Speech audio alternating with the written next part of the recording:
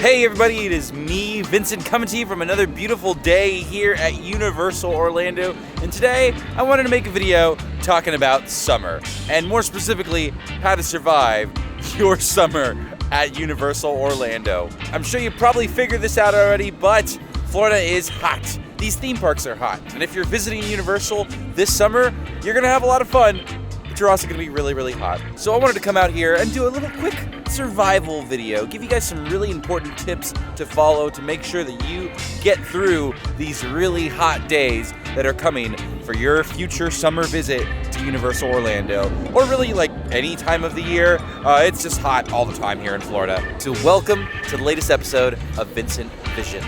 Wachow! Ooh, it's bright! The first way to survive, the first thing is actually super important. In fact, one of the most important things I would say is make sure you are dressed for a summer theme park. I know it sounds silly, but you gotta dress smart if you are out and about the entire day. Light colors, okay? Light colors, shorts, and good shoes for walking, okay? No flip-flops, no black Halloween Horror Night shirts, no jeans, oh gosh. Please, don't do that to yourself when you're coming here and it's 95 degrees, okay? I am not the fashion police by any means, but I do know how to survive in a theme park, and I will tell you, light shirts, shorts, shoes is gonna save your life. And on the topic of gear, definitely bring the things you need to make sure that you do not suffer in the sun. Sunscreen is so important. I know, you don't get out very often, and this is your time on vacation to absorb that beautiful Florida UV, but it will get you good, so please put on some sunscreen. As someone who is in these parks very often, I can tell you that you absolutely need sunscreen. If you don't want to look like a big old tomato when you're taking a picture with Homer Simpson, you gotta wear sunscreen, okay? I would say another great thing to figure out before you get to Universal as well is whether or not you're staying on property and if you're gonna be here for multiple days. Because I think if you are staying on property and you were here for, I would say like 3 days or more, you've got it pretty good where you would be able to go back to your room at the middle of the day, take a breather, take a shower, and then go back into the parks later in the night. In fact, I would actually recommend that. I understand if you're only here for like 1 or 2 days, you don't really want to spend time out of the parks, and I think that's totally fair. But if you are here for multiple days, you absolutely should try to go back to your room at some point for a breather, for a break. You know, don't burn yourself out. Get here really early, do a couple of the rides with low weights, take a break, and then come back in the evening when things are lower weights again. So now that you're dressed for the park and you know how long you're staying here at Universal, this next tip is, I think, the most important, and it is such a great life hack. It is going to make your days at the park here so much easier. What you need to do is, as soon as you enter whatever park you're gonna start at, go to the big gift shop at the front, find a cooler, buy one of the $5 fancy water bottles, and hold on to it for the rest of the day. Sorry, I was gonna finish my thoughts, but the Sue show started and I had to relocate. But anyway, Universal has this really great souvenir cup program where you pay $16, $17 and you get a big Tervis tumbler for the day where you can refill all throughout the park soda on the Coke Freestyle machines, which is great, and it's great if you have kids who want some soda, but the water is free. So if you have your own personal hydro flask or whatever that you brought to the park, or if you have this $5 bottle of water that you get right when you get to the park, this is a really easy way to carry around water in a smaller cup. This also fits in the small lockers for rides, so if you are traveling light, you won't have to worry about stuff not fitting in there or like soda spilling in there. You can just pour this out or finish the water and then stick it in the locker. This is something I do almost all the time. If I know I'm gonna be coming to the parks and I'm gonna be here for a really long time, I will get one of these water bottles and just refill throughout the day because this is so easy to carry around. Now, if you're looking to use some rides to cool off here at Universal, that's a pretty easy thing to do here as well. Okay, we're good. Islands of Adventure is home to 3 amazing water rides. And these rides have the potential of getting you very, very wet. Now, all of these rides are fun, but there are 2 that will get you absolutely soaked. It is Dudley Do-Right and Popeye. Those will get you head to toe soaked if you are not prepared, okay?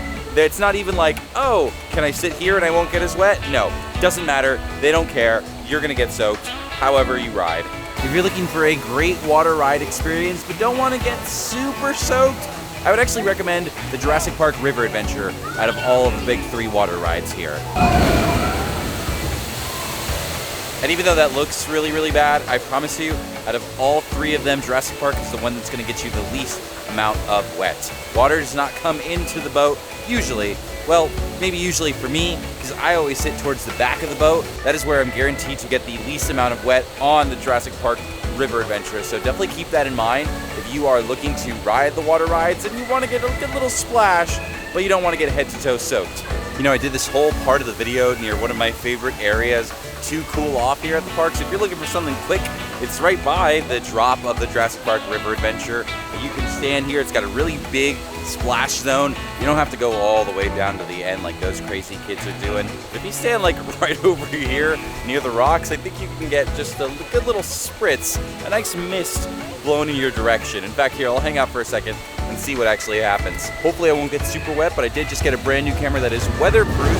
So hopefully, even if I got a little water on me like that, refreshing. Just enough. See? Look at that. Summer is that really magical time here in Florida where it almost always rains in the afternoon, like around 3 o'clock, 4 o'clock, 5 o'clock. Keep that in mind when you are visiting. I think the smart thing that a lot of people end up doing is if they visit Islands of Adventure in the morning where it is least likely to rain or have bad weather, and then save Universal Studios for the second half of the day, usually when those thunderstorms roll in around 3 or 4 o'clock, because it's all indoor rides that won't be affected by the weather. Islands of Adventure is where all of the big outdoor attractions are. I think the only thing over at Universal Studios side is Rip Ride Rocket. I was just wondering, how do you guys beat the heat on a hot day like today? Yeah, I guess that's fair. The ice cream shop. Yeah. Frozen treat. Totally. Well, you guys enjoy your ice cream, all right? We'll see you around, okay? Yeah, see you guys. Speaking of rides and indoor rides, I am at Universal Studios. This is the place to be if you are looking to beat the heat. Truly, the only really big outdoor ride here is Rip Ride Rocket. Everything else is indoors. So if you're gonna get hit with those Florida summer thunderstorms, if you're at Universal Studios, I mean, as long as you got a rain jacket, it's not really gonna be a problem. You just have to get around from ride to ride, but most of the queues are primarily indoors. All of the rides are indoors. They don't get affected by bad weather. Like, this is a great park to be at. There's also 3 sit-down shows with covered seating or indoor seating that you're able to get out of the sun or get out of the summer rain. On the topic of inside rides, I wanted to draw attention to one of my favorite indoor attractions here at Universal. 1, because it's fun, and 2, because it has seriously the best air conditioning in the park. I am talking about Men in Black Alien Attack. Listen, if there's one thing they do very well here at Universal, it is air conditioning. But this building, if you have done this ride, you know exactly what I'm talking about. It is right here, this magic moment.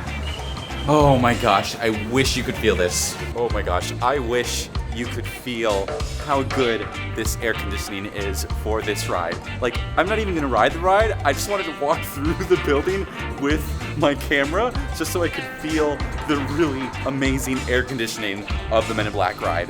It is seriously so good. And if you are looking for a good ride with some wonderful AC to get out of the sun, you gotta do Men in Black. Seriously, it's the best. Even like just the gift shop is fine too. But man, waiting in line for this ride is totally okay with me. Another great way to beat the heat, and I cannot stress this one enough, is to take a proper food break at some point during the day. Whether it be lunch or dinner, like, please sit down and eat food, recharge. You need it at these theme parks. This is not a relaxing vacation. This is very active. This is very go, go, go. And I know a lot of people try to like maximize their time by grabbing like a hot dog or some big old turkey leg at a stand as you're walking through the park. Don't do that to yourself. If you have a way to sit down and eat at an indoor place and have a nice proper meal and take a 45-minute to an hour break, like please, please, please do that. You will be happy that you did. Universal has so many great indoor restaurants. Like, it is so easy to sit somewhere where you can take a seat inside, okay? This is not this impossible thing. You absolutely have to do it. But if you must eat something quick, find a shaded, quiet area to eat and relax. Like right over here in the water by Springfield, there are literally just a whole bunch of tables with umbrellas that you can sit here right by the water, get that I guess, artificial sea breeze, I don't really know, and just eat your meal or, you know, cool down.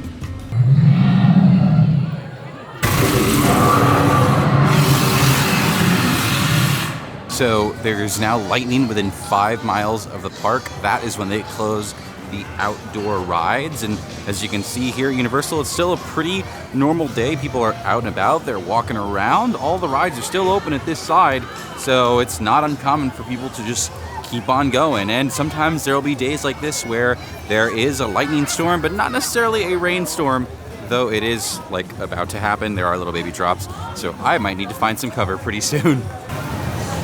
And here it comes. Here comes the rain, folks.